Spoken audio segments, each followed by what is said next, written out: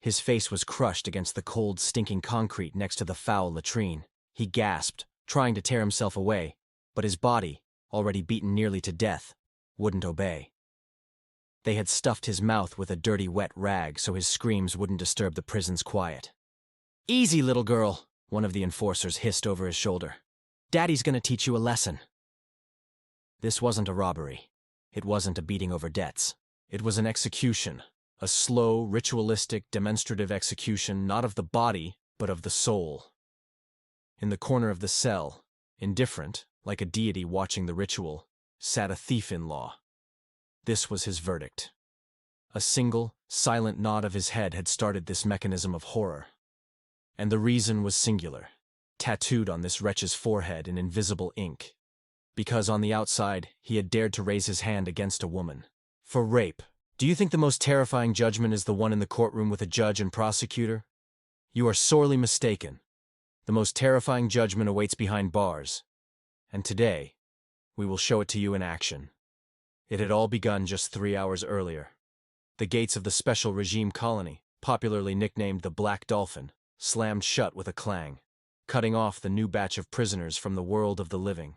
Among them was Sergei, a 30-year-old man, convicted under Article 131.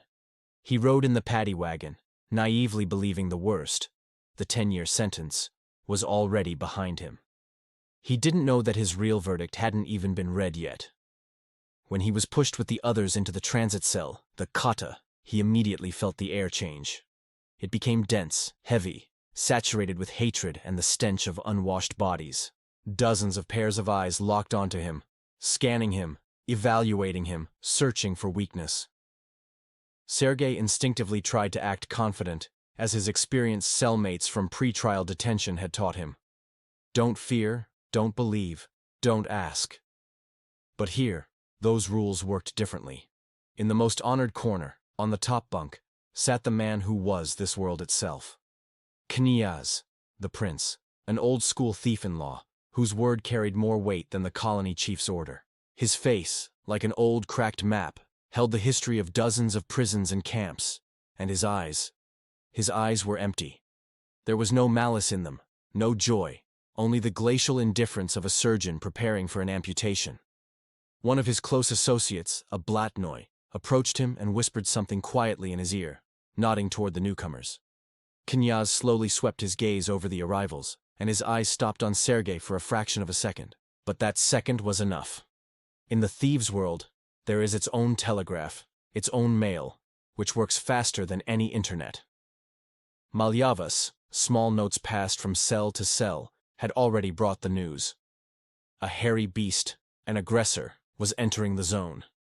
A man who had broken the most important unwritten law. Sergei felt that gaze on him. He tried to look away but couldn't. Like a rabbit before a boa constrictor, he was paralyzed by animalistic terror. He didn't understand what was happening, but his instincts screamed of danger. Knyaz gave a barely perceptible nod, a single movement of his head, but for everyone in the cell, it was a signal, a verdict.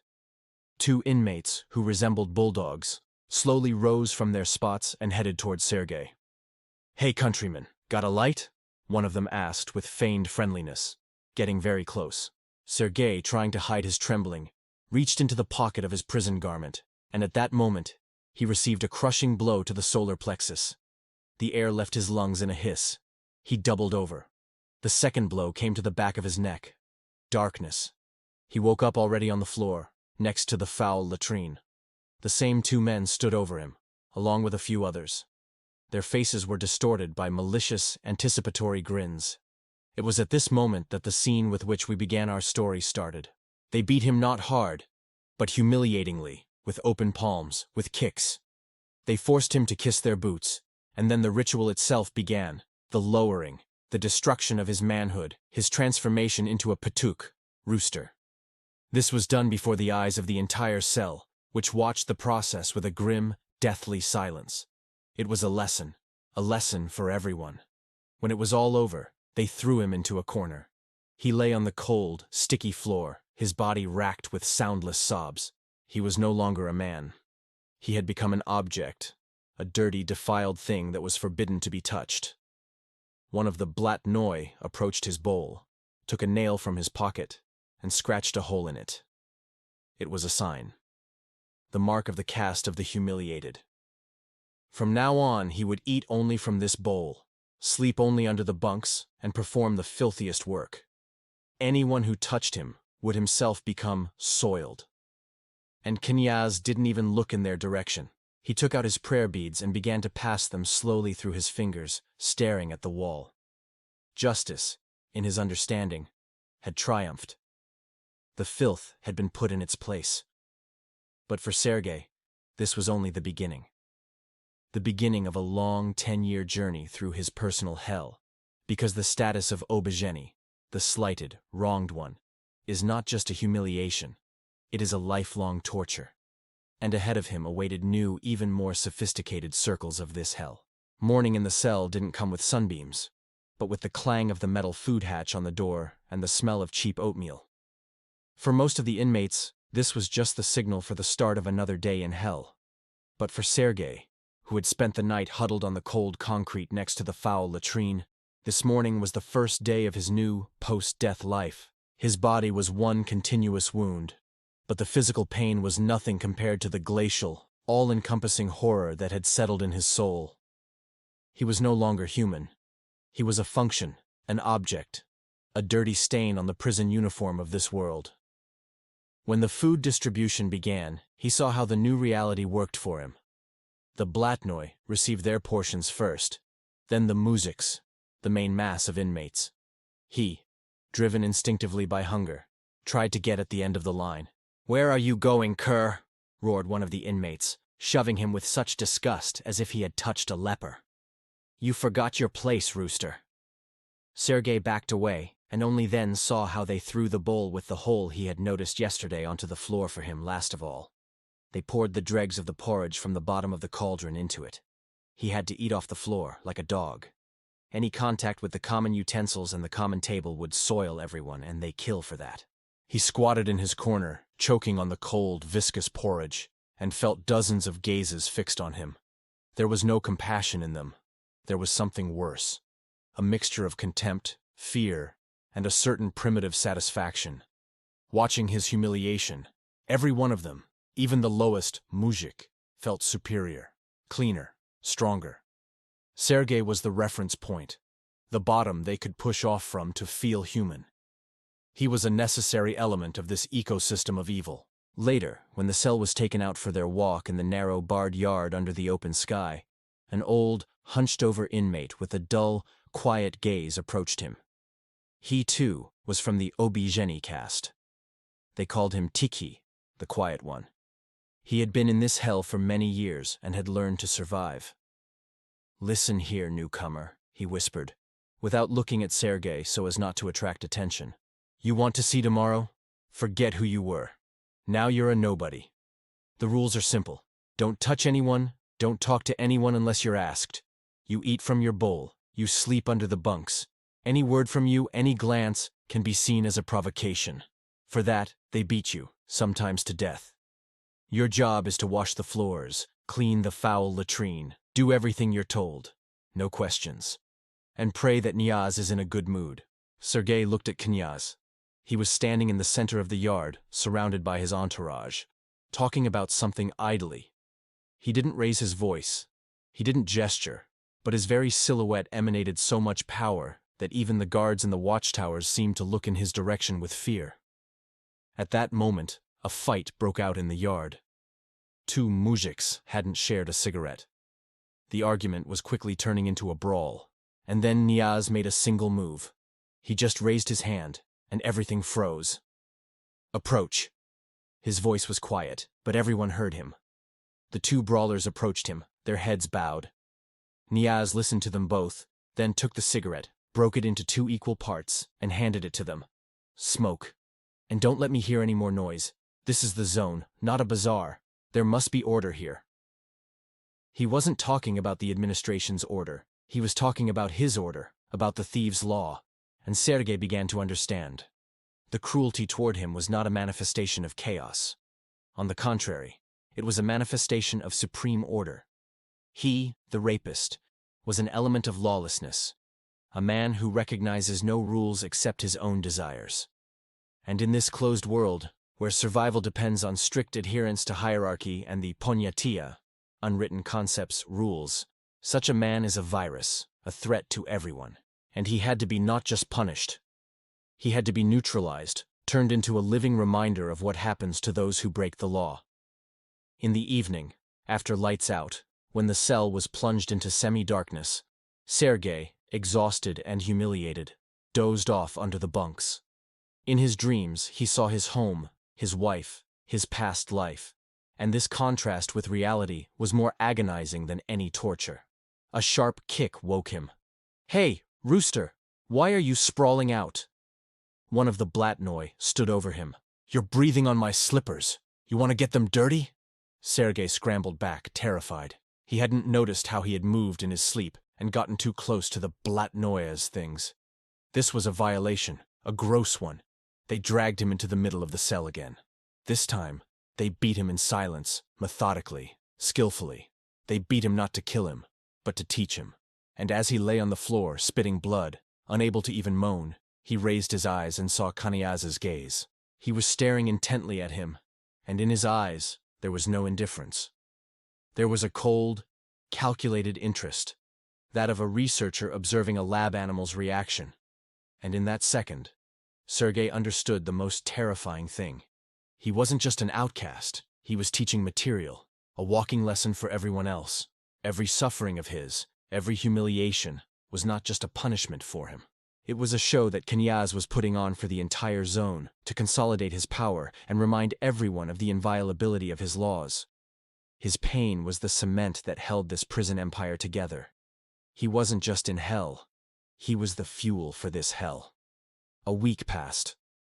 A week that stretched into an eternity for Sergei. He ceased to be human and transformed into an automaton, performing 3 simple functions: breathe, fear, and obey. The human part of his soul, the one that could love, dream, or hate, shrank to the size of a tiny smoldering dot, nearly extinguished by the icy wind of prison reality. Its place was taken by a cold, animalistic survival instinct. His day now began and ended at the foul latrine. This was his workplace, his altar of humiliation. Every morning, after wake-up, he was handed a bucket of dirty water and a stinking rag. His task was to scrub the toilet and the floor around it until they shone, and he had to do it under the eyes of the entire cell. It was a morning ritual that set the tone for the whole day. 50 people watched in silence as he, on his knees, cleaned up their filth. Some turned away in disgust. Others watched with obvious sadistic pleasure. It was their morning show, their daily reminder that they were human. And he was not. That day, as Sergei, obediently wielding the rag, had almost finished his work, one of the Blatnoi, a young, insolent inmate nicknamed Frant, the dandy, demonstratively approached and flicked his cigarette ash directly onto the freshly washed floor. "Oops, sorry, little rooster, didn't see," he said with a mocking grin. "Clean it up after me." Inside Sergei, something snapped. The small, smoldering dot of human dignity flickered for a moment. He wanted to jump up, to throttle this scoundrel, to scream in his face everything he thought of him. But the animalistic survival instinct instantly extinguished this flare-up. He knew what would follow. A blow, another blow. Again, blood, pain, and darkness. He, in silence, without raising his eyes, took the rag and wiped up the ash. "And wipe my boots. They got dusty," Frant added, sticking out his foot. Sergei froze. This was a new humiliation, to clean footwear. But he obeyed. He took the hem of his prison garment and began to rub the dirty boot. The cell watched. Knyaz watched. The test for total, unconditional submission had been passed. Frant walked away, satisfied, and Sergei remained on his knees, tears streaming down his cheeks. But they were no longer tears of grief. They were tears of self-hatred. Because he had submitted. Because he had survived at the cost of his own self. He understood that they were breaking him not just from the outside, but from the inside, forcing him to participate in his own humiliation, making him an accomplice to his own execution. Later that same day, Knyaz was sitting on a bench during the walk with his closest assistant, the pologenets, deputy, nicknamed Sergei, the Grey One. Look how silky he's become. Sergei nodded toward Sergei, who was obediently sweeping the yard. You fixed him up quick, Vasilich. Knyaz, whose worldly name was Vasily, slowly passed the beads through his fingers. We're not breaking him, Sergei. We're putting him in his place, he replied quietly. You have to understand, in our world, everything is according to the ponyatiya. A murderer killed for a cause, he has his truth. A thief stole, it's his right. But this hairy one, who is he? He's one who commits lawlessness. He acts not by the law, but by his lust. He has no ponyatiya, no breaks. On the outside, he took what wasn't his by force, spitting on everything. And here, in the zone, such a man means chaos. He's a bomb. If today he took a woman by force, tomorrow he'll take his cellmate's bread ration, just because he felt like it. He doesn't recognize hierarchy. He only recognizes his lust. If someone like that isn't put in his place immediately, he'll blow up the whole zone, our whole order. He fell silent, looking at Sergei with his cold eyes. That's why we don't punish him. We classify him. We tell everyone, this is not a man, it's a cur. He is outside the law, outside the ponyatiya. He is filth, and we put him where filth belongs, next to the foul latrine. And everyone who sees him understands. This is what happens to those who live not by the ponyatiya, but by lawlessness. This isn't revenge, it's pedagogy. It's the foundation of our order. Without roosters, there would be no thieves, you understand? Sergei nodded silently. He understood. He was part of this system. And Sergei, meanwhile, was sweeping the yard, and in his head, for the first time this week, a clear, lucid thought was born. It was terrifying in its simplicity.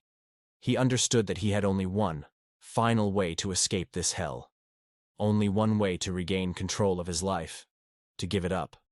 He noticed a shard of glass on the ground from a broken light bulb. It was small, but sharp. Unnoticed, pretending to gather trash, he picked it up and hid it in his palm. The coldness burned his hand. It wasn't a thought of revenge. He was too broken for that. It was a thought of release.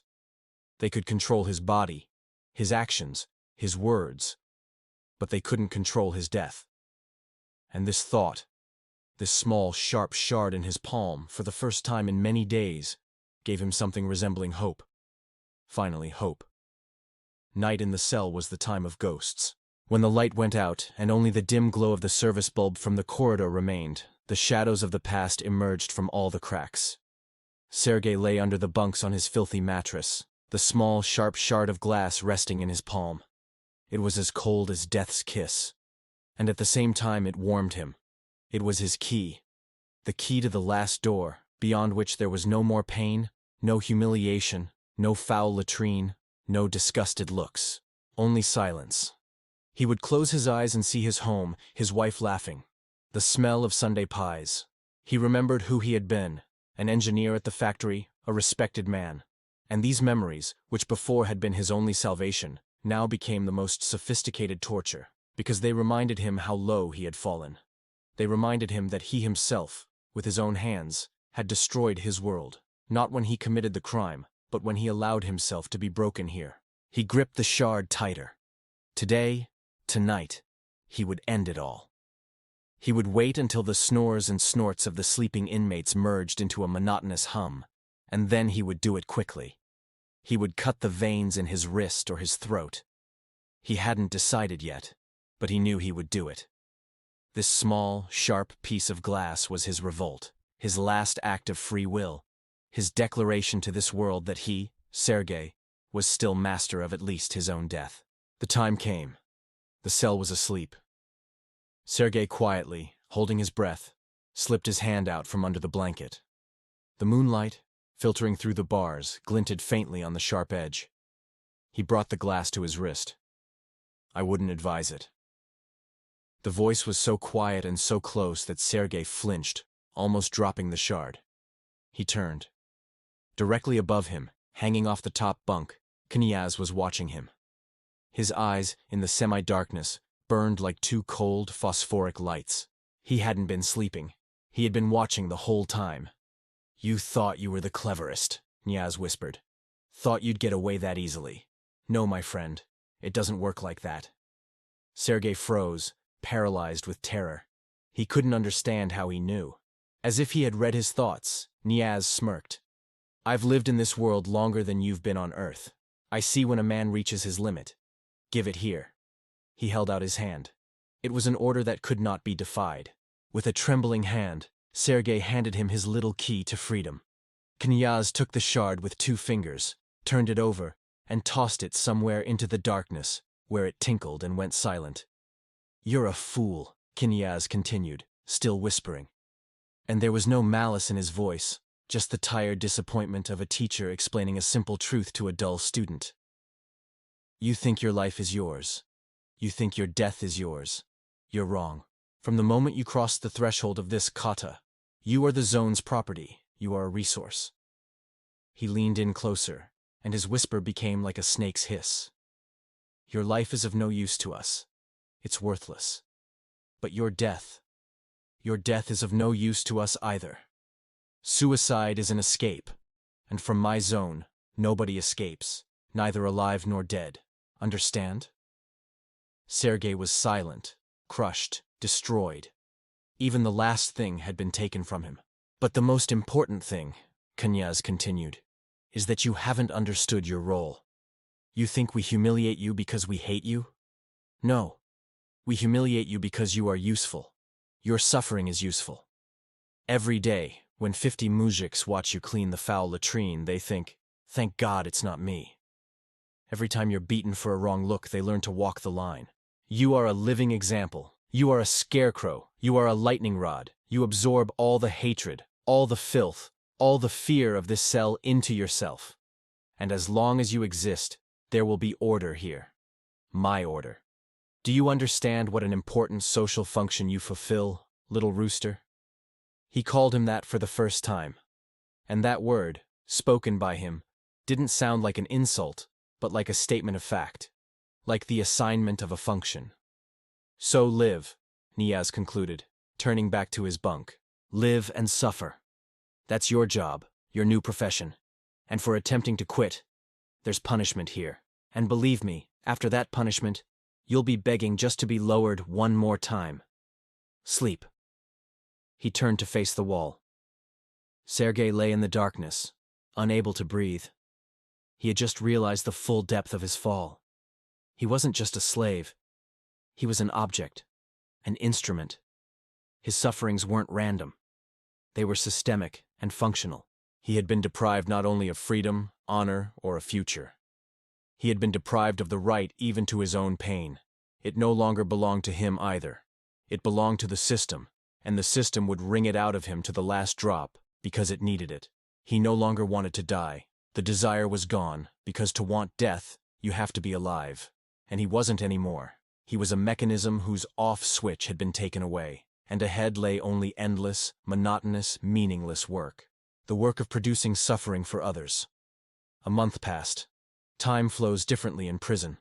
It doesn't move forward. It moves in a circle, like a guard on the perimeter. Day replaced night. Roll call, lights out, balanda, thin soup, chifir, highly concentrated tea. Sergei turned into a shadow, an automaton who performed his role ideally. He learned to move without a sound, to look at the floor, to breathe more shallowly. He became part of the prison landscape, like the bars on the window or the ingrained smell of bleach. His human self went so deep that he himself almost stopped feeling it. Only the survival mechanism remained. His nighttime conversation with Knyaz changed everything. The realization that he wasn't just an outcast, but a functional element of the system, was more terrifying than any beating. He understood that his suffering wasn't an accident. It was a job, and he began to perform it with the dull, desperate stubbornness of a convict. He scrubbed the foul latrine with such fury, as if trying to wash his own soul. He swept the yard so meticulously, as if sweeping the last remnants of hope from his life. He became the ideal rooster, an exemplary one, and this was noticed in the cell. They stopped beating him for trivialities. His humiliations became routine, a part of the order, not entertainment. He achieved the most he could hope for. They had almost stopped noticing him. He had become a piece of furniture, useful, but inanimate. But one day, this fragile, hideous balance was disturbed. A new client was brought into the cell, a young kid, about 20 years old, with frightened eyes and trembling hands. His name was Alexei, and he was in for the same Article 131. When he was pushed into the cell and he, stumbling, fell to the floor, Sergei felt a pang of something long forgotten. It wasn't pity, it was recognition. He looked at this kid and saw himself a month ago, just as lost, scared, not yet knowing what awaited him. Knyaz swept his cold, appraising gaze over Alexei. The procedure was standard. The blatnoi were already beginning to rise from their spots, preparing for the usual ritual of lowering. That anticipatory silence, which Sergei knew to the point of nausea, fell over the cell. And at that moment, the unimaginable happened. Sergei, who for a month had been afraid to raise his eyes, took a step forward. "Don't touch him," he said. His voice was hoarse, alien, as if it weren't his own. The entire cell froze. This was a violation of every possible rule. A rooster had no right to a voice. He had no right to interfere in the muzhik's affairs. He had no right to even stand near them. It was suicide. Frant, the same one who had made Sergei clean his boots, turned slowly. On his face was a mixture of astonishment and fury. "What did you say, cur? Have you lost your mind?" He started toward Sergei, but was stopped by Knyaz's voice. "Stop!" Knyaz looked at Sergei not with malice, but with that same cold researcher's interest. "Interesting." He drew out the word. "And what can you offer in exchange, little rooster? You want to vouch for him? Do you know what the payment is for that?" Sergei knew. In this world, everything had a price. For the right to speak, for the right to live, for the right to die. He swallowed, trying to control his trembling. "I will work for 2. I'll wash 2 foul latrines. I'll sweep 2 yards. I'll eat half rations. Whatever you say, just don't touch him." A dead silence fell in the cell. Nothing like this had ever happened here. An obizhenny was trying to bargain with a thief-in-law. It was beyond all bounds. Knyaz was silent. He was thinking. It wasn't just insolence. It was a play. And he, as an experienced player, was assessing the situation. On one hand, listening to him meant undermining his own authority. On the other hand, the proposal was curious. It had a new, perverse beauty to it. A rooster is routine. But a rooster who has his own, even more humiliated rooster, his own slave, that's already a hierarchy, a system within the system. "Fine," Knyaz finally said. And at that word, Sergei's legs gave out. "I'll give you a chance. He will be yours. You will answer for him. You will teach him. You will feed him. And you will punish him if he messes up. Any mistake of his is now your mistake, and you will be held accountable twice as much. And now, show him who's boss here. Lower him yourself." Sergei looked at Alexei. The kid looked at him with hope and horror. And in that moment, Sergei understood Knyaz's entire diabolical plan. He wasn't just giving him a reprieve, he was putting him before a choice that was more terrifying than any beating. To become an executioner in order not to be a victim. To put the same brand on someone else that he himself bore. To become the one thing he hated most in the world. He was between a rock and a hard place. To refuse meant signing a death warrant for them both. To accept meant definitively killing the human inside him. He slowly approached Alexei, grabbed him by the collar, and looked into his eyes. In them, as in a mirror, he saw his own past. "Forgive me," he whispered, and he struck. He did what was demanded. He performed the ritual. He did it quickly, mechanically, without malice, with a single wish, for it to be over as soon as possible. He turned another man into what he himself was, and the minute he did it, he felt the last smoldering dot of his soul extinguish completely. Now he wasn't just an obizhenny, he was a senior obizhenny. He had climbed one rung on the hierarchy of hell, but the price for that rung was too high. He had saved one life, but he had destroyed 2 souls, his own and the others. From that day on, Life in the cell changed, not for everyone, but only for those who lived in its darkest corner, next to the foul latrine. Sergei became the pakhan, boss, in the world of the obizhenny. It sounded like a sick joke, an oxymoron. But in the perverse logic of the zone, so it was. He had his own subordinate, a sort of servant of his own, in Alexei. And this changed not only his status, but him as well.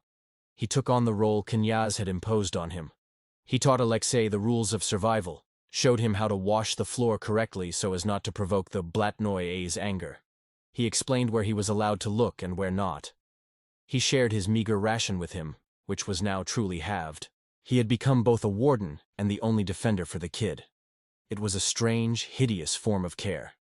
To protect Alexei from the constant mockery of the other inmates, Sergei himself had to keep him on a short leash.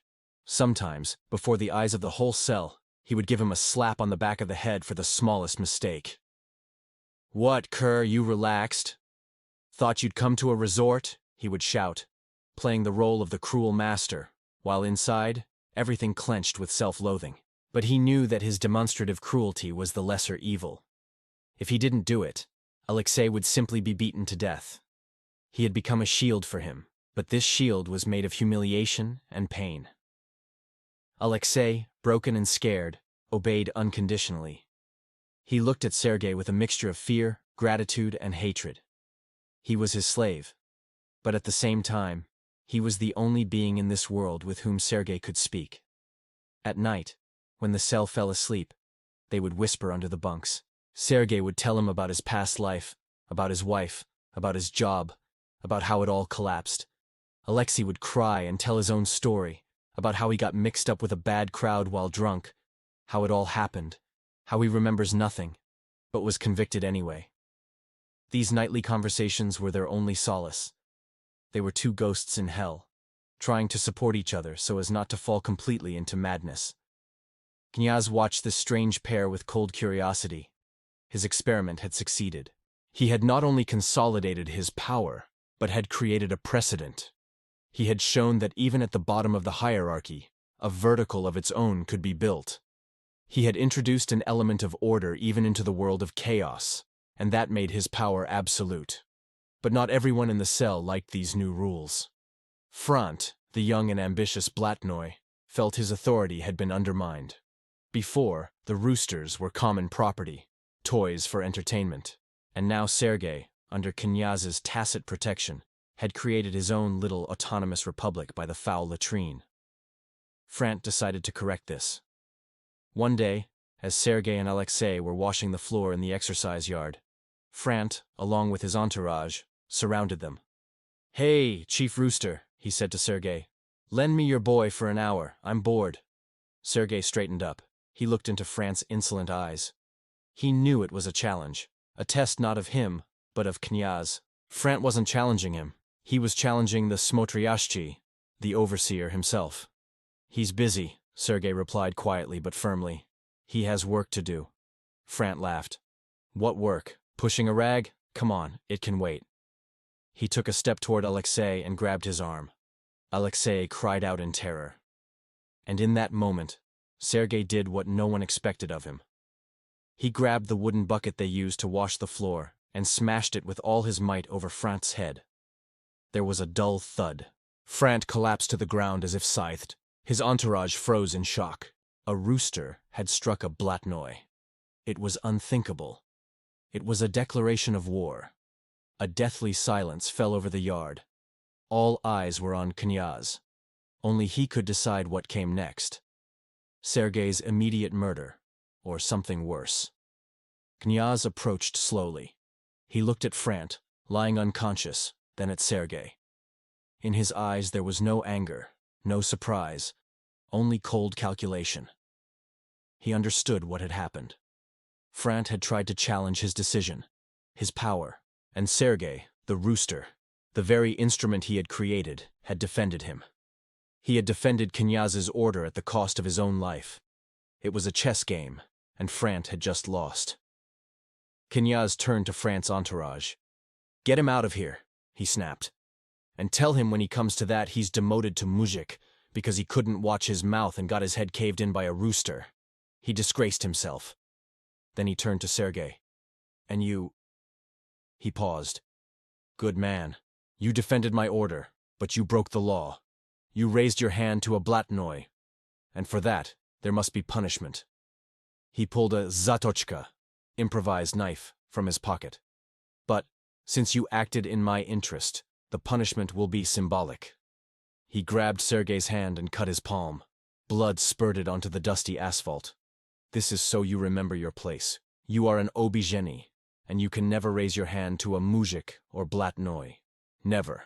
Except for one case, if they go against my word.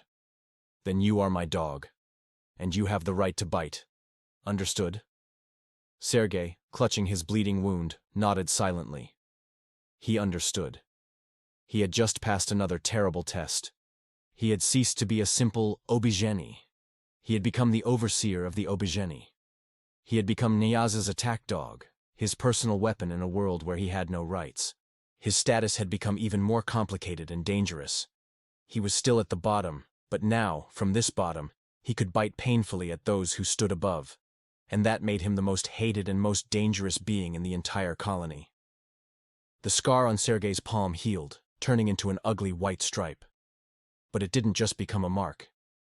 It became a symbol. The symbol of his new, monstrous status. He was an obizhenny. But an obizhenny with special powers. Knyaz's attack dog. And that changed the balance of power in the entire colony. Before, the lowered ones were an amorphous, rightless mass that anyone who wanted to could kick. Now they had their own informal leader, who could, in exceptional cases, bite back. And behind him stood the shadow of the smotriashchi himself. This brought confusion to their minds. The blatnoy and muzhiks looked at Sergei with a mixture of contempt and fear. They hated him even more than before, but now they were forced to reckon with him. Sergei felt this hatred with every cell of his skin. He had become even more alone than before. Before, he was simply at the bottom. Now, he was at the bottom, but in a state of suspension between the world of men and the world of roosters. Alexei, his only companion in misfortune, now feared him even more. He saw in Sergei not a defender, but a part of the same cruel system that had broken them both. Sergei's life had turned into a razor's edge walk. He had to maintain order among the obizhenny, allowing no transgression from them, and at the same time defend them from excessive lawlessness from the blatnoy. Any mistake could cost him his life, and the mistake was not long in coming. A new batch of prisoners arrived at the colony, and with it, a man who was about to blow this fragile, hideous world apart. They called him Zver, the beast. He was not a thief-in-law.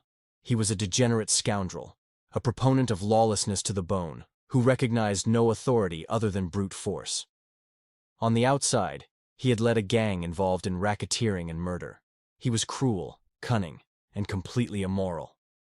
From the first days, Zver began to take control of the zone. He gathered a group of scoundrels just like himself around him and began to challenge Knyaz's power. He didn't do it openly. He acted furtively.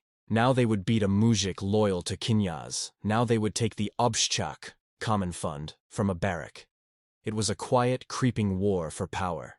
Knyaz understood what was happening, but he couldn't act directly. To declare war on Zver meant unleashing a bloody massacre in the zone, a bitch war, which would attract the administration's attention and could cost him his crown. He had to act more subtly, and decided to use his filthiest and most effective weapon, Sergei. One evening, he summoned him. Zver is making it hard for me to live, he said quietly, playing with his beads. He is breaking my order. He is sowing discord. He must be eliminated. Sergei was silent. He understood where this was going. But I can't get my hands dirty with him. Neither can my people. It's beneath us. But you can. He looked at Sergei with his icy eyes. You are an obizhenny. Humiliated, wronged. You have nothing to lose. You are outside the ponyatiya, thieves' code. No one can hold you accountable. If you kill him, it won't be the murder of a blatnoy, thug. It will be an accident. Filth has cleaned up filth, understand? Sergei understood. He was being offered the role of a disposable assassin. They wanted to eliminate the enemy with his hands, and then most likely get rid of him too, as an unnecessary witness. "And what do I get for it?" Sergei dared to ask. His voice trembled. Knyaz smirked. "What do you want? I won't give you freedom. You will never become a muzhik, common man, again. But I can make your life here bearable, and your boy's life too. I can give you a separate corner, your own work. I can order that no one ever touches you again. You will live like ghosts, unnoticed, outside the hierarchy. Until the end of your term. That's all I can offer." It was an offer that couldn't be refused. A chance at a semblance of life, to simply survive until the end of his term, without fearing every rustle. "I agree," Sergei said. The plan was simple and cruel. The beast liked to take steam baths. In the zone, there was a makeshift bathhouse, which was heated once a week. The humiliated were strictly forbidden from entering, but Sergei had to get in there and do his job. They gave him a zatochka, a makeshift knife, not like the ones the blatnois, thieves, elites had, but a simple, crude one, made from a spoon, a slave's weapon. On the night before day X, Sergei did not sleep. He wasn't thinking about the beast, he was thinking about himself. He had walked the path from engineer to rapist, from rapist to petu, rooster, passive homosexual, from petu to watchdog, and now he had to become a murderer. Each step led him deeper and deeper into hell. And he understood that, even if he survived, he would never be able to get out of this abyss. He would forever remain the man who had passed through all the circles of prison hell and had become a part of it himself. The next day, on bath day, Sergei, hiding the knife, slipped into the bathhouse. He hid in the steam room, behind a pile of old brooms. The air was hot and humid. It smelled of rotten wood. And then he waited. After a while, the beast entered the steam room. He was alone. He lay down on the bench and closed his eyes, enjoying the heat. This was the moment. Sergei crept out of his hiding place. The beast heard the rustle and opened his eyes. He saw a petu standing before him with a knife in his hand. His face reflected not amazement, but fury. "You carcass!" he growled, trying to get up, but it was too late. Sergei struck. One blow, a second, a third. He struck not with malice, but with a cold, desperate calculation. He wasn't striking a man, he was striking his fear, his humiliation, his pain. When it was all over, he dropped the knife and left the bathhouse. No one saw him. He returned to his corner near the pariah, the cell's toilet, and began to wait. An hour later, the rumor spread through the zone. The beast had been found dead in the bathhouse. He had slipped on the wet floor, fallen, and hit his head on the stove. An accident. No one proved anything, but everyone understood everything. In the evening, the Knyaz's gray helper approached Sergei. He silently threw him a bar of soap and a clean towel, then pointed to an empty corner at the far end of the cell. "This is your spot," he said. "Yours and his. Settle in." Sergei and Alexei moved into their new home. It was just an empty corner, but it was their corner. For the first time in all this time, they had their own space. A space where no one could enter without their permission. Sergei sat in his corner and looked at his hands. They were covered in blood, but he felt no remorse, no fear. He felt nothing. He had done his job and received his reward. He had survived, but he had ceased to be human. Permanently. Sergei's and Alexei's new life had begun. The life of ghosts. They received what the Knyaz had promised them, their corner and the status of untouchables. Now no one dared not only to hit them, but even to look sideways in their direction. They had become a kind of living dead whom everyone avoided. They continued to do the dirtiest work, but now it was just work, not a ritual of humiliation. They cleaned when no one was in the cell. Their food was left near their corner. They had become an island in the ocean of prison life, an island of the damned. For Alexei, this was heaven. He had stopped being afraid of every rustle. He could sleep without flinching at every sound. He idolized Sergei. He saw in him not a murderer, not a superior petu, but a savior. He was ready to kiss the ground he walked on. But for Sergei, this new life became a new, even more sophisticated torture. Before, his pain was physical. His humiliation was public. It was scary, but it was understandable. It existed. Now his pain had become internal, silent, corrosive. He had obtained safety, but he had paid for it with the last remnants of his soul. He had killed a man in cold blood, on orders, and this sin settled on his soul like a heavy, cold stone. At night he would wake up from nightmares. He saw the beast's face in his last moment. He saw the blood on his hands, and he understood that this blood would never wash off. But there was something even worse. He had become dependent on the Knyaz. He was his personal property, his secret weapon, and he knew that one day the Knyaz would come to him again with a new task, and he would not be able to refuse. He had fallen into an eternal slavery, where the payment for life was the willingness to kill. His relationship with Alexei also changed. The boy's blind adoration provoked in him not joy, but irritation and a feeling of guilt. He looked at Alexei and saw in him a living memory of his own fall, of how he, in order to save him, had turned him into a being just like himself. He had saved his body, but he had killed his soul. And this thought was unbearable. Sometimes he wanted to scream, to bang his head against the wall, but he couldn't. He had to maintain his mask of cold, indifferent calm. This was a part of his new role. Any manifestation of weakness could be interpreted as unreliability, and the Knyaz did not keep unreliable tools. He got rid of them. A few months passed. Life in the cell followed its course. The Knyaz's power had become absolute. No one dared to challenge him anymore. Sergei and Alexei lived in their corner like two hermits. But one day, a piece of news arrived in the colony that blew this fragile world apart again. In Moscow, at the main thieves' gathering, Shodnyak, a Malayava letter, had been sent stating that in the Black Dolphin, the smotriyashchi, thieves' overseer, Knyaz was using an obizhenny, a demoted inmate, passive homosexual, as an assassin to solve his problems. This was a flagrant violation of the ponyatiya, thieves' code. A peta cannot shed the blood of a blatnoy, even if he has become a suka, traitor. This undermined the very foundation. The letter was sent by someone from the cell, someone who hated the Knyaz and decided to strike from the shadows. According to the thieves' law, to resolve such a problem, a revisor, auditor, had to arrive in the zone, another authoritative vor v zakone, thief-in-law, who was to conduct a razborka, investigation, hearing, and give his verdict. And such a revisor arrived. His name was the Greek. He was an old-school thief for whom the ponyatiya were more important than any power. He was renowned for his cruelty and principles. His arrival in the colony became an event. He was placed in the same cell as the Knyaz, and tension settled over the cell. Two bears were in the same den. The Greek began his investigation. He was lying with inspiration, with desperation, because another man's life depended on this lie. The Greek listened in silence, without interrupting him.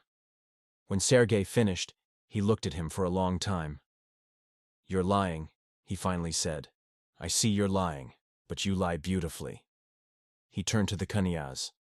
"You have a good dog, Vasilievich, a loyal one." Then he looked at Sergei again. "According to the thieves' law, for the fact that you raised your hand against a blatnoy, even one who became a suka, you must die. But since you are an obizhenny, a wronged one, and cannot be held accountable, we will make an exception. You will live, but you will be cursed. Cursed by everyone, by the blatnois, by the mujiks, and even by your fellow petus. You will become a pariah among pariahs." He stood up. "The judgment is over. The Knyaz is clean. The beast got what he deserved from a peta. He himself had humiliated. The questions are closed." The Greek left. The war was over. It hadn't even really begun. The Knyaz had won, and Sergei remained sitting on the floor. He had survived, but he was cursed. He had saved Alexei's life, but he had definitively lost his own. He had become a ghost in hell, feared and despised by everyone, including himself.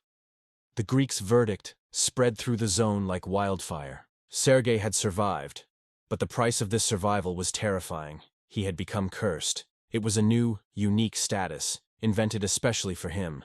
He was no longer just one of the humiliated. He was the man who had crossed every possible boundary, broken every law, and remained alive by a miracle. He was feared.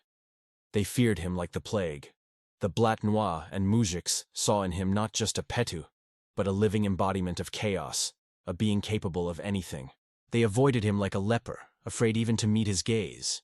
But the most terrifying thing was that his own, the other humiliated, turned away from him. They saw him as a traitor, someone who had made a deal with the thieves, who had become their watchdog, who had killed a man to get into their good graces. They saw in him not one of their own, but a part of the same system that oppressed them. They hissed behind his back, spat in his direction when no one was looking. He had become a pariah among pariahs. And even Alexei, the man for whom he had done all this, distanced himself from him. He was grateful to Sergei for saving him, but he was afraid of him. He was afraid of the darkness that had settled in Sergei's soul. He was afraid of the readiness to kill that he had demonstrated. They continued to live in the same corner, but an invisible wall of fear and misunderstanding had grown between them. Sergei was left absolutely alone. He was alone with his conscience, with his nightmares, with the blood on his hands. He wandered the zone like a ghost, unseen and unheard. His existence was reduced to performing routine work and trying not to go mad from the total, all-encompassing loneliness. He often thought of the Knyaz. He had gotten what he wanted. His power was unshakable. His enemies had been defeated. His order had triumphed. And Sergei had been the instrument of this triumph. The Knyaz no longer summoned him. He no longer gave him new tasks. He simply ignored him, as if he didn't exist. He had been used and discarded, like a broken knife. Once, while working in the prison library, this was another of his privileges. He was allowed to go in there when no one was around to tidy up. He came across a book. It was an old, tattered volume of Dante, the Divine Comedy. He opened it and began to read. And he recognized himself. He recognized the circles of hell he had passed through. He saw himself in those sinners doomed to eternal torment. But he understood that his hell was even more terrifying, because he was not just a sinner. He was also a guard, and an executioner, and the devil himself in his own personal little hell. Reading became his only salvation. The books carried him far away from this reality. He devoured history, philosophy, classics. He tried to find in these books answers to his questions. Why is he here? What is the meaning of his suffering? Is there redemption? But the books offered no answers. They only posed new questions. A few years passed. Sergei had changed. Physically, he had withered, aged. His eyes had sunk into their sockets, and his hair had turned gray. But inside he had become harder than stone. The years of total loneliness and constant self-analysis had tempered his soul. He had stopped being afraid, stopped hoping, stopped feeling. He had transformed into a walking philosophy of suffering. The smotriyashchi in the zone changed. The Knyaz left for a promotion. He had been transferred to another colony. A new thief-in-law came in his place, new rules, new wars.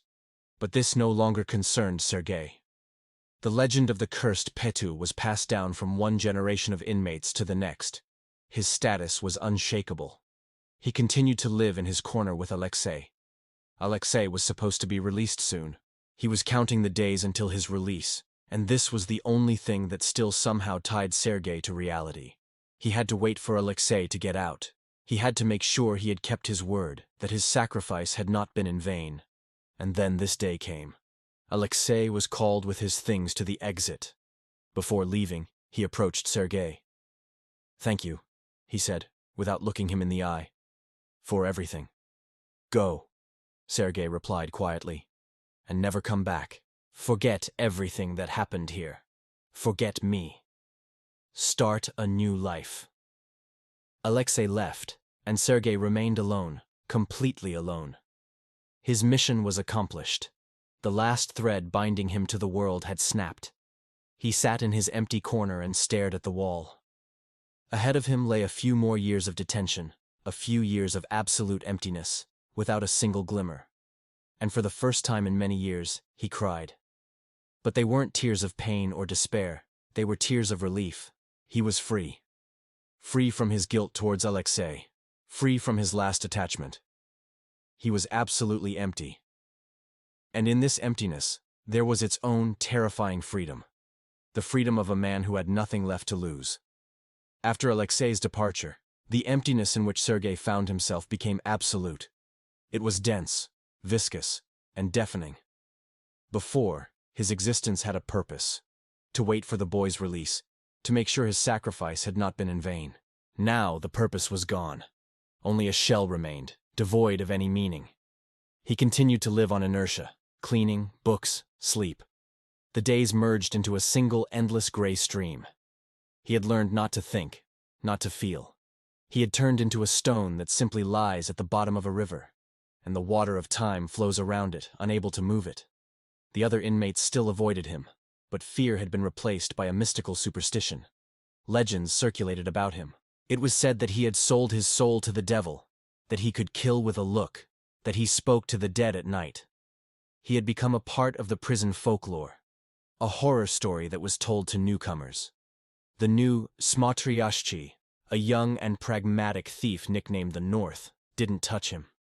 For him, Sergei was a useful artifact, a living monument to the old order, who helped keep the zone under control just by his presence.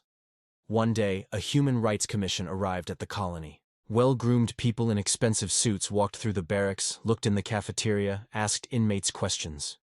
It was another show that no one believed in, but one of the commission members, an elderly human rights defender with kind, tired eyes, for some reason took notice of Sergei, who was silently washing the floor in the corridor. "And who is this?" he asked the colony chief. The chief, a colonel with a beet-red face, grimaced.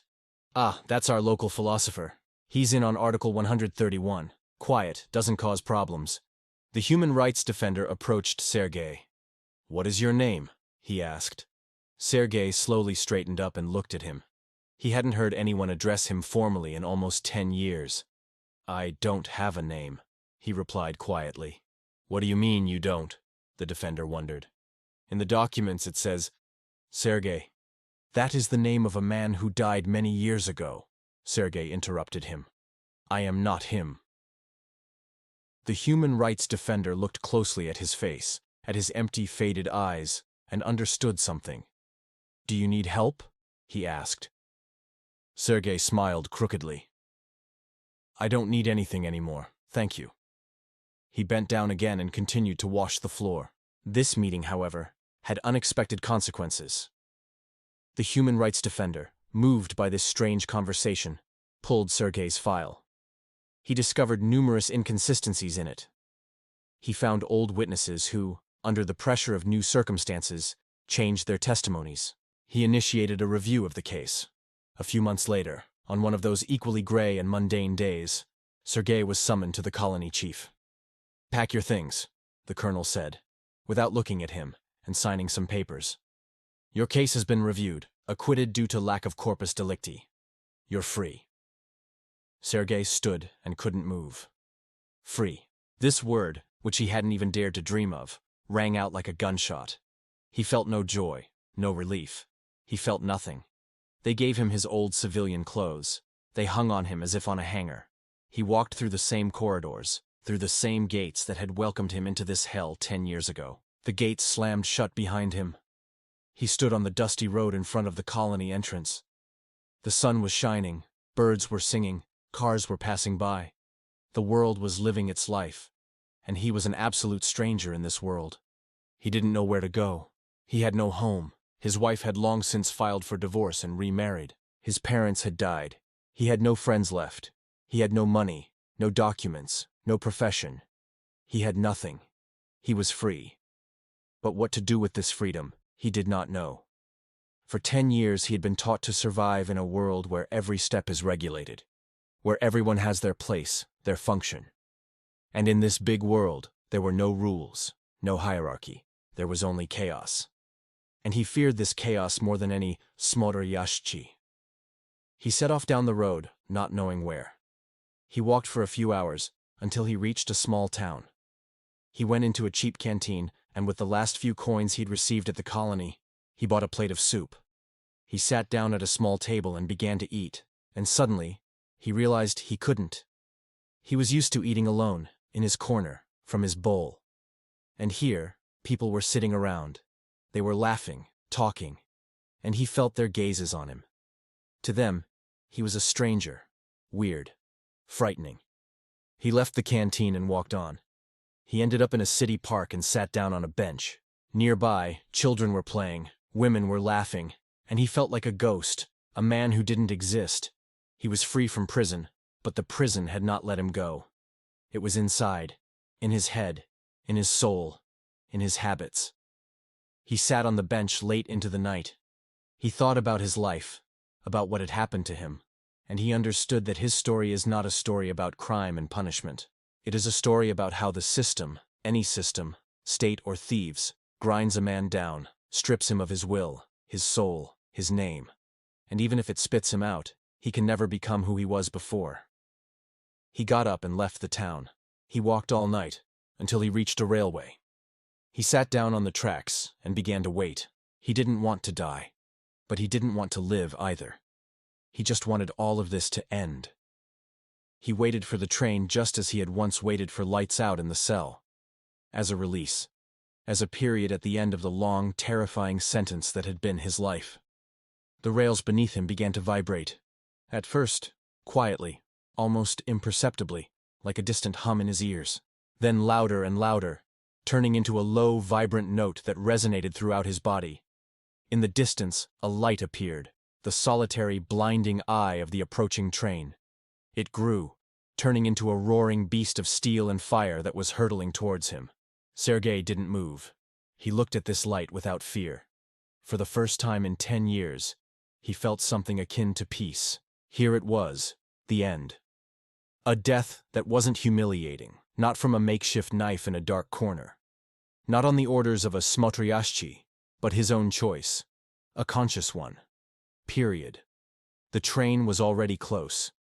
The wind from its movement ruffled Sergei's hair. The horn, deafening and furious, struck his ears, but he barely heard it. He was no longer here. He was in that second when everything would end. And in that very last moment, when there were only moments left until impact, someone brutally grabbed him by the shoulder and pulled him powerfully backward. He tumbled off the embankment into some thorny bushes. Beside him, with a deafening roar, scream, and screech, the train passed, enveloping him in a wave of hot, dusty air. He lay in the bushes, deafened, and couldn't understand what had happened. Who? Why? Why had he not been allowed to die again? Sergei, Sergei, are you alive? He heard a familiar voice, painfully familiar. A voice from his past, from his hell. He raised his head. Above him stood a man, breathing heavily. In the moonlight, he didn't recognize him at first. He was no longer that scared little boy. He was a man, matured, with harsh lines at the corners of his mouth, but with the same eyes full of desperation and gratitude. It was Alexei. You? Sergei exhaled. What are you doing here? I'm looking for you. Alexei knelt beside him. A tremor was shaking him. I've been looking for you for a week. When I got out, I didn't go home. I couldn't. I went to that human rights defender who handled your case. I found out they had acquitted you. I waited for you at the gate, but you had left. I asked around all the nearby towns. They told me, saw someone similar? He went in this direction. Then the train. I saw you. God, Sergei. He covered his face with his hands and began to cry, quietly, manly, his whole body shaking soundlessly. Sergei looked at him with no emotion, with a cold, empty detachment. He had been saved again against his will. Why? He asked quietly. Why did you do that? I was almost free. Alexei raised his tear-filled eyes to him. You were free, Sergei. What are you talking about? You saved my life. You went to your death for me. And what, was I supposed to just leave and live my life peacefully? I can't. Every day, every night I see your hand with that knife. I see you hitting me, so others wouldn't beat me to death. I'm free, but the prison is here. He hit his chest with his fist. It's in me, and in you too. We are bound, Sergei, forever. He pulled a crumpled pack of cigarettes from his pocket and offered one to Sergei. He took it mechanically. They lit up, in silence. I'm not going back home. Alexei broke the silence. To my mother, to my friends. I'm a different man to them. They won't understand. And I don't understand myself anymore either. I have some money from what my mother used to send me. Here's what I was thinking, Sergei. He looked at him with desperate hope. Let's go far away from here, to the north, to Karelia or the Arkhangelsk region, where there's taiga, lakes, and almost no people. We'll get a job logging or on a fishing crew. We'll work like oxen, in silence, so that in the evening we collapse from exhaustion and don't have dreams. There. No one will ask us who we are or where we're from. Nobody cares there. They just need working hands. We are both ghosts. So, let's be ghosts together. As two, it's not so scary. Sergei listened to him, and for the first time in a long time, something stirred in his burnt-out soul. It wasn't the hope of happiness. It was something else. The realization that he was not alone, that in this world, there was one more soul, just as mutilated as his own. A soul that he himself had mutilated and saved. Alexei's proposal was insane. To run not towards people, but from people. Not to build a new life, but to live out the old one in the wilderness, far from everyone. But in this madness, there was its own terrifying logic. The logic of two former inmates, for whom the world had been forever divided into here and there. And here, in freedom, they were more afraid than there, in the zone. The train had passed. Its roar had faded into the distance. Only the silence of the night and two men on the edge of life remained. Alexei looked at him, waiting for an answer. And Sergei, for the first time in 10 years, understood that he had a choice. A real choice, not between life and death, but between loneliness and something else, something for which he did not yet have a name. And this choice was more terrifying than any order from a thief-in-law, because it was his.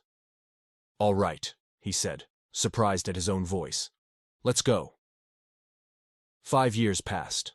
The taiga. Endless, silent, indifferent. In winter, an ocean of white silence.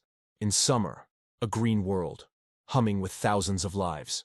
Here, on the shore of a nameless lake in Karelia, far from people, roads, and laws, stood a small izba, sunken into the ground. In it lived two men who, for the wider world, no longer existed. Sergei and Alexei.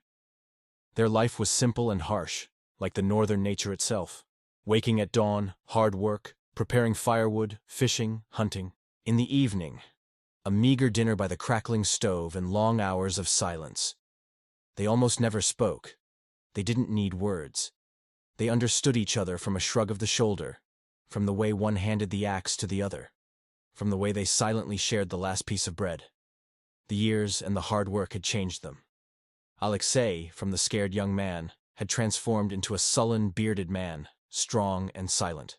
The gratitude and fear in his eyes had been replaced by a silent, submissive devotion. He was Sergei's shadow. Sergei had aged even more. His face had become like the bark of an old tree, and in his eyes a wisdom and weariness of centuries had settled. He no longer read books. His book had become the taiga. He had learned to read animal tracks, to understand the language of the wind, to predict the weather by the color of the sunset. He had dissolved into this wild nature, become a part of it. The prison had left his thoughts, but it remained in his bones, in his habit of sleeping on something hard and never turning his back to the door. Never in these 5 years had they spoken of the past. It was a forbidden, scorched land that each of them was afraid to tread. But one long winter night, as a blizzard raged outside and the last embers burned in the stove, Alexei couldn't hold it in any longer. "Sergei," he called out quietly. "I keep thinking, all of it. Was it worth it?" Sergei, who seemed to be dozing, opened his eyes. "What all of it?" "Well, everything you did. For me, you could have lived. And now we're here, like wild beasts." In his voice, there wasn't just guilt. There was the main question of his life, a question he hadn't dared to ask for 5 years. Sergei was silent for a long time, watching the fire. "I didn't do it for you, Alexei," he said at last, and his voice was quiet and smooth, like the surface of a frozen lake. "I did it for myself." Alexei looked at him in disbelief. That day, when the Knyaz made me choose, you or me, Sergei continued, I understood for the first time in many years that I had a choice, a terrifying, monstrous choice, but mine. Until then, all the choices had been made for me. The judge who sentenced me, the Knyaz who lowered me, the system that turned me into a tool. And in that moment, I myself was deciding who would live and who would die. And I chose. I chose to kill my old self, the slave, the petu, the murderer on orders, to give you a chance at life. It wasn't an act of mercy. It was an act of egoism. The last act of self-assertion from a man who had everything taken from him, except the right to choose his own death. He turned to Alexei, and for a moment, something like warmth flashed in his eyes. And the fact that we are here is not a punishment. It's freedom. The only freedom available to us. Freedom from people, from their laws, from their ponyatiya, from their judgments, both the thieves and the states. They are all the same thing, just cages with different names. And here there are no thieves, no mujiks, no petus. Here there is only you, me, and the taiga. And every morning, you just have to survive. And in that, Alexei, there is more meaning than in all their ponyatiya. He fell silent. The blizzard outside had subsided. An absolute ringing silence set in. And in this silence, Alexei, for the first time in many years, smiled. He had understood. He had finally understood everything. And the stone he had carried on his soul all these years had fallen away. They weren't looking for heaven. They had simply left hell, and perhaps that was all they needed. The next morning, as usual, they went to the lake to check the nets. They walked on the creaking snow, and their silhouettes, two dark specks against the backdrop of the boundless white silence, seemed minuscule, but not lonely. They were together. Two cursed men, two pariahs, two men who had passed through all the circles of hell and found their own silent, snowy purgatory. And in this, there was its own supreme justice, a justice that cannot be found in any code, neither thieves nor human. Thank you for watching this video to the end. If you liked this story, subscribe to the channel, give this video a like, and be sure to write a comment about what you think of this story.